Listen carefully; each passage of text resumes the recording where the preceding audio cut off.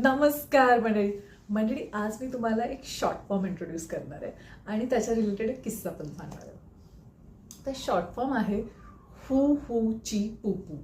हा short form माझ्या आजोबांनी मला सांगितलेला होता. तर त्याचा फुल फॉर्म असा आहे हुजूर हुकुमाची पूर्ण पूर्तता.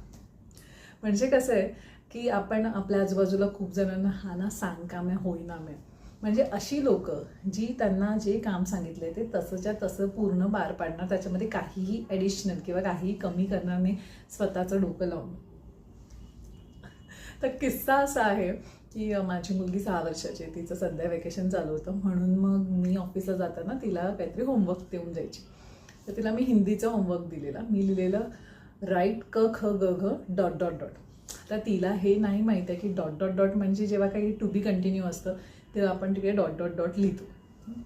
मी घरी आल्यानंतर जेव्हा तिचा होमवर्क चेक केला तर तिने लिहिलेलं क ख ग घ डॉट डॉट डॉट. तर म्हटलं हे काय, तू एकदम हुची पुपू केलंस.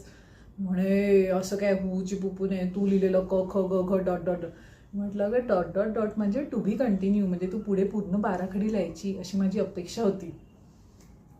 तर आता तुम्हाला हे हू हूची पुपू कळलेलं आहे आणि ते कुठे वापरायचं तेही कळलेलं आहे. तुमच्या आयुष्यात जेव्हा असे प्रसंग येतात ना, तेव्हा बिनधास्त हूची पुपू बोला आणि करा ह्याला व्हायरल. धन्यवाद.